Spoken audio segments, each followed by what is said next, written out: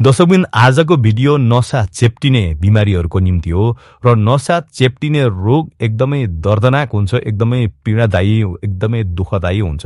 र त्यही कारणले गर्दा आजको भिडियो अत्यन्तै महत्त्वपूर्ण भएको कारणले गर्दाखेरि अन्तिमसम्म हेर्नुहोला।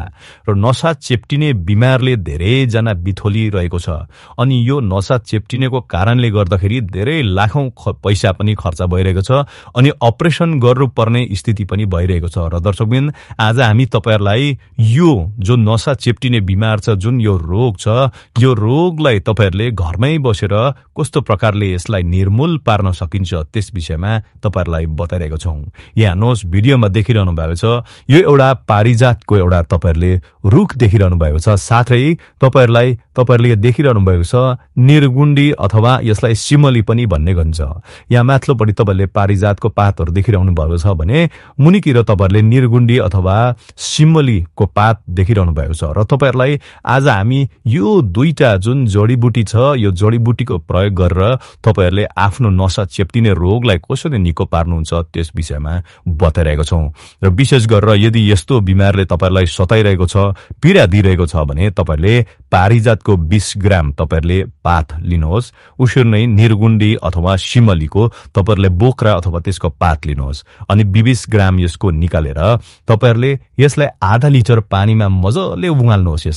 यसलाई विशेष सर्वप्रथम चाहिँ दुवैलाई मिक्स गरेर कुच्याएर तपाईहरुले आधा लिटर पानीमा मजाले उमाल्नुहोस् अनि उमालेर जब 1 पावा पानी रहन्छ त्यो 1 पावा पानीलाई तपाईले बिहान अनि बेलुकी आधा आधा गरेर खानुहोस्। यसरी तपाईहरुले दैनिक रूपमा खानुहोस्। जसलाई यो बिमार, यो नसा चेप्टिने रोग छ, यो तपाईहरुले दैनिक रूपमा तपाईहरुले बिहान अनि बेलुकी खानुभयो भने यसले तपाईहरुको जुन नसा चेप्टिने रोग छ यसलाई बिस्तारो ठीक पार्दै जान्छ।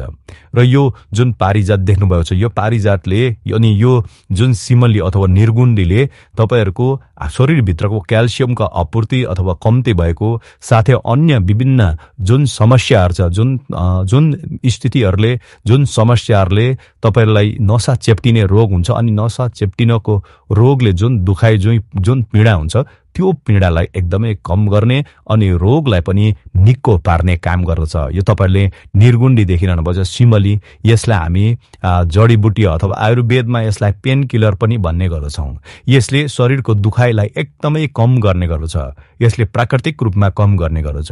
अनि अर्को के गर्नुपर्छ भने जहाँनिर तपाईहरुको नसा चेपिएर दुखाइ भएको छ त्यो दुखेको ठाउँमा तपाईहरुले यसको भुइँचम्पा अथवा तपाईहरुले भुइँचम्पा अनि यो हाडजोड अथवा कुनै पनि होस्, तपाईहरुले भुइँचम्पा अथवा हाडजोड या त तपाईहरुले कालो हर्दीलाई पिसेर तपाईहरुले त्यस ठाउँमा लगाएर बाँधिदिनु भयो भने पनि त्यसले धेरै फाइदा दिने गर्दछ।